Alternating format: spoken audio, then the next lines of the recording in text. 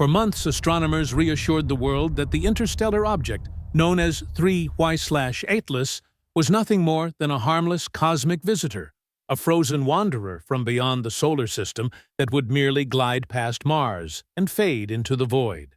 But space has a way of turning certainty into chaos. The data from the James Webb Space Telescope began telling a story no one wanted to hear. The object wasn't drifting, it was steering. In early July, telescopes captured it, traveling at an astonishing 87 kilometers per second, fast enough to cross the distance between Earth and the Moon in just over an hour. But instead of slowing, it accelerated. The coma surrounding it brightened and condensed, as though something inside was controlling its energy output. Then came the pulses, precise repeating every 17 minutes recorded across multiple observatories. These were not random bursts of gas or dust. They were rhythmic, deliberate, like the timed firings of a propulsion system correcting course. The Webb detected ultraviolet spikes, perfectly synchronized with these pulses, each one releasing measurable energy bursts consistent with microthrusts. For scientists accustomed to predictable comets, this was pure heresy. No known natural mechanism could produce that level of precision. When orbital data was recalculated, the results chilled even the most skeptical analysts. 3I/Atlas was no longer on a safe flyby. Its trajectory would skim within less than 2 million kilometers of Mars.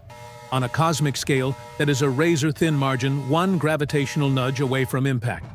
A slight increase of 10 kilometers per second could mean collision, and if that happened, the result would be apocalyptic. With an estimated mass of 10 billion tons and a speed of 57 kilometers per second, the kinetic energy released would exceed the largest nuclear explosion on Earth by millions of times. The impact would excavate a crater 60 kilometers wide, vaporize surface probes, and hurl debris beyond the planet's orbit. Yet, destruction wasn't what terrified the scientific community most. It was the implication of design. The chemical signatures in the Webb's spectrum were unlike any comet ever studied, traces of synthetic polymers, carbon nanotubes, and isotopic anomalies that defied natural explanation. These weren't the byproducts of ice and dust. They resembled engineered materials used in advanced aerospace applications. Someone or something had built this. Harvard astrophysicist Avi Loeb reignited the global debate by proposing that 3I/Atlas could be a manufactured probe, not unlike the hypothetical Bracewell Sentinel, a device sent to monitor intelligent civilizations. His analysis showed metallic radar echoes inconsistent with rock or ice, suggesting internal structure. Long-exposure images revealed faint green emissions directed toward Mars, specifically its Elysium Planitia region, an area already known for magnetic anomalies. The alignment was too precise to be random. Even more startling, the intensity of the emissions increased when Mars rotated into direct line of sight, as if the object were responding. What began as an astronomical observation had transformed into an interstellar mystery. NASA and the European Space Agency quietly restricted real-time data access, citing protocol review. Meanwhile, rumors circulated of an internal report titled Impact Contingency Phase 1. No one confirmed it publicly, but insiders hinted that the phrase "impact protocol engaged" had already been logged in a secure telemetry channel. Every new observation added weight to the unthinkable possibility that 3I/Atlas was executing controlled maneuvers, not approaching Mars by chance, but by intention. And if that's true, then the question haunting scientists now is no longer whether it will hit the red planet, but what it plans to leave behind when it gets there. As new observations streamed in from the James Webb Telescope, the tone within the global astronomy community shifted from analytical curiosity to controlled panic. The data was too consistent, too deliberate, to dismiss as coincidence. 3I/Atlas wasn't reacting like any known comet. It was adjusting, calibrating, performing course corrections with eerie precision. Each 17-minute pulse emitted the same energy output, suggesting an internal mechanism operating on a strict clock. The James Webb Telescope's instruments detected synchronized ultraviolet flashes, microbursts of propulsion energy, and faint magnetic signatures repeating in identical patterns. When astronomers converted the light pulses into binary sequences, the numbers translated into recognizable atomic codes: hydrogen-carbon, nitrogen-oxygen, the very foundation of life. The implication was staggering. The interstellar object was sending information, not just radiation. NASA's Deep Space Network tried to capture the transmission, but the moment they locked onto it, their receivers recorded signal inversions, as if the source had shifted frequency in response. "It's aware of observation," one leaked memo stated. Still, the agency avoided public speculation. The official line was trajectory under review, but private briefings referenced a Mars flyby window so narrow that even the smallest gravitational fluctuation could result in impact. The European Space Agency confirmed a similar anomaly but quietly scrubbed its online database. Only a handful of independent observatories continued to release real-time data, and what they found deepened the mystery. As 3I/Atlas approached the orbital plane of Mars, the planet itself began to respond. Magnetometers aboard the ExoMars Trace gas orbiter detected rhythmic surges matching the object's pulses. The signals weren't random, they were mirrored.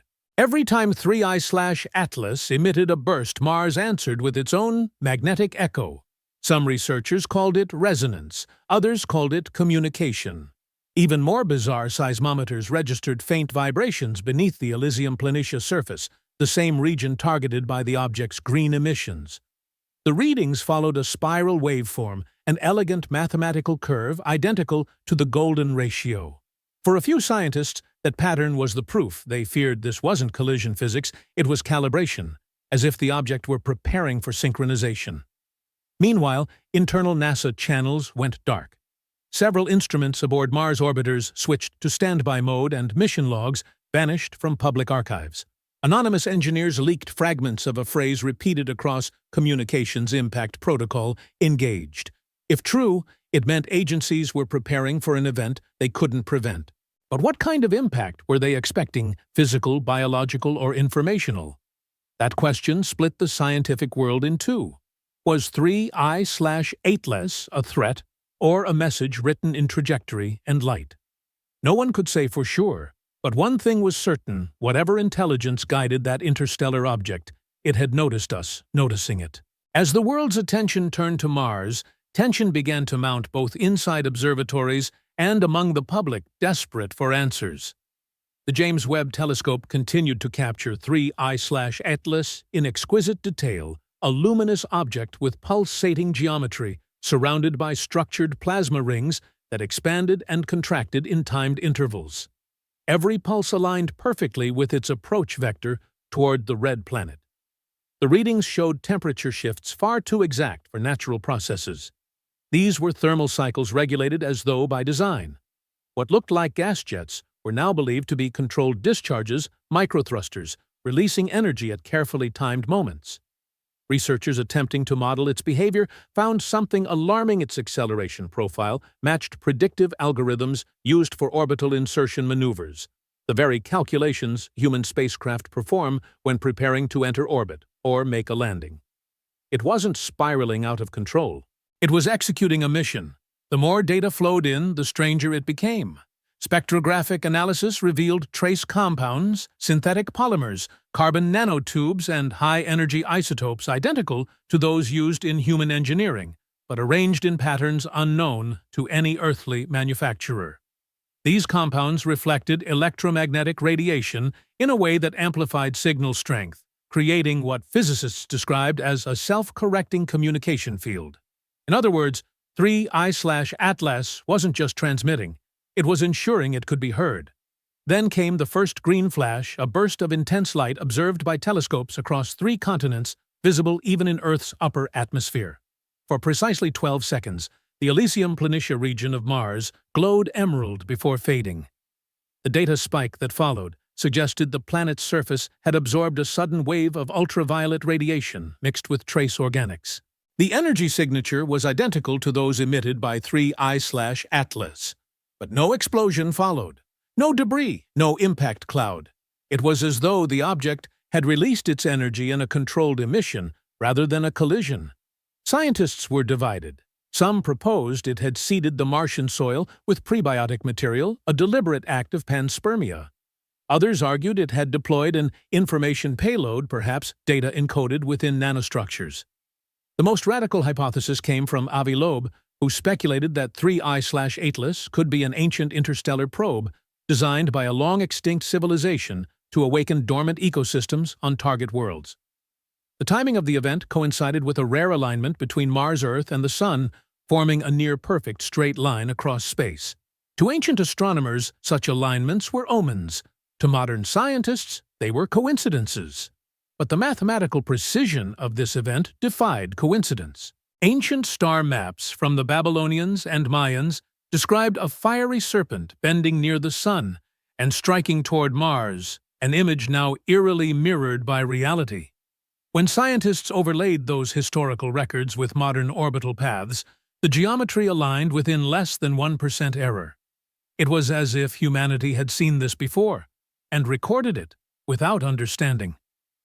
Meanwhile, Mars's magnetic field pulsed again, its frequency shifting toward lower harmonics that matched human EEG resonance bands. Neuroscientists studying the data noticed that the signal patterns were capable of subtly synchronizing with human brain activity, particularly the regions linked to intuition and recognition. In other words, 3I/Atlas might not just be sending data to machines, it might be speaking to consciousness itself. What appeared to be a collision course had transformed into a communication one that blurred the line between biology technology and awareness. And as the object signal faded into the silence of space, one question grew louder than all others. If 3I/Atlas was reaching out, then who or what was reaching back? In the aftermath of the green flash, the universe seemed to fall silent. But silence in astronomy often means transformation. The James Webb telescope recorded the region around Elysium Planitia, glowing faintly for several hours before stabilizing at a higher baseline temperature than before, as if something beneath the surface of Mars had been activated. Spectrometric scans showed trace increases in methane-nitrogen compounds and complex organic molecules elements that had no clear geological source. Whatever 3I/Atlas had done, it left Mars chemically altered. Yet the most haunting detail was not physical, but informational. The final telemetry packet sent by Webb included magnetic pulses encoded in a sequence of prime numbers that, when translated into binary, formed repeating spirals identical to the Fibonacci pattern, a universal signature of life and order. Scientists at the SETI Institute proposed that this might have been the probe's final transmission, a mathematical declaration of consciousness. Then, abruptly, the signals ceased. 3I/Atlas vanished from optical and infrared detection, leaving no visible fragments, no debris field, no heat trail. The interstellar object had either disintegrated or completed its purpose.